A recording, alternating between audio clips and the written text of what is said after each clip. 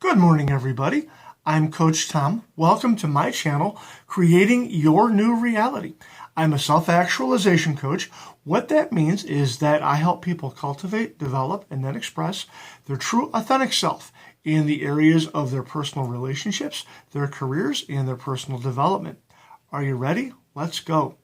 Now, today I want to talk about a foundational principle that sometimes I feel bad I have to explain this to grown-ass adults, but it's still very important, and it's learning how to be a good student, or remembering how to be a good student. Maybe you were once a good student and you forgot.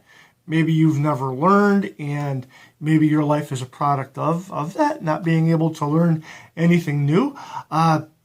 So I'm going to talk a little bit about, just to illustrate, in the martial arts, you generally have a progression of belts or sashes, okay?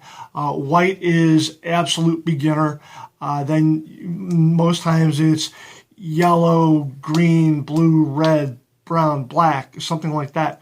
Or in the case of the arts that I do, there's no sash, and then there's yellow, green, and then there's red and black. It really depends on the system and style, but the point is, it's what those colors symbolize, okay? And that white sash, that white belt, that really means that you don't know anything.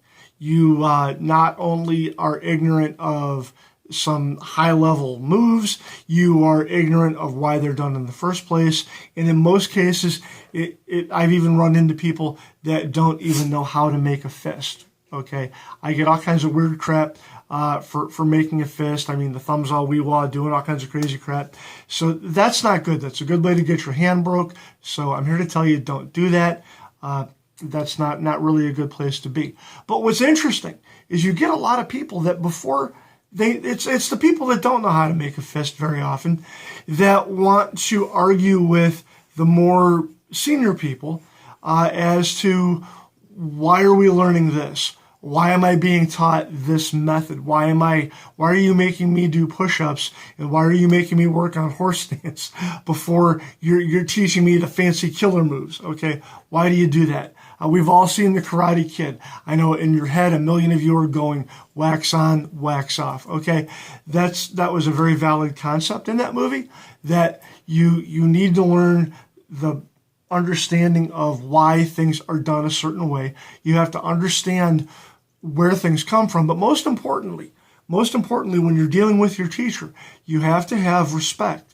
You have to show that teacher respect, that the training progression you're being taught is there for a reason, okay? They're the teacher, you are the student. You don't know anything, okay? You don't have a right to come in and dictate policy. You don't have a right to come in and question the training progression, and you sure don't have the right to criticize what's going on. One of the worst mistakes you can do when you are a beginning student is to hang out and observe the upper level students pounding on each other and going through what they need to go through and asking, hey, how soon can I do that?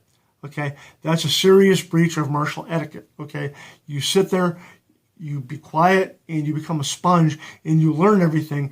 And when you are invited to participate, when you are invited to test for that next level, then you're allowed to be all excited and put all your efforts toward that. The worst thing you can do is bug the instructor, hey, when am I going to learn this? When can I do this? When can I do that?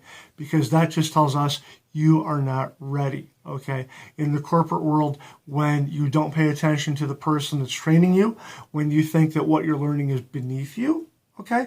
That's not good, because you need to. People always talk about hiring for culture, hiring for fit, and that's really true. If you're not going to pay attention, and if you're just going to be your own person, you're out. I mean, you can't do that. You can't be this rebellious person. It's okay to do things your own way once you learn the job, okay? Once you learn certain things, you can add your own flavor to it. But until then, your role is to shut the hell up. How did The Rock always say it?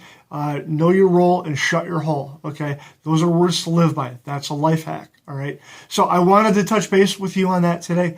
I've just been seeing that a lot in the world lately. People not being good students. That's going to hurt you as you go through life. You need to be able to graft into an organization and graft into a body of people and learn from them if you're ever going to go anywhere. Look in NASCAR. The guy ahead that's going anywhere are the people that he has behind him drafting in, being where they're supposed to be. Okay, and you being where you're supposed to be, a few cars back. That's the only way you're going to get to the head of the track. Okay, so this is a very real concept.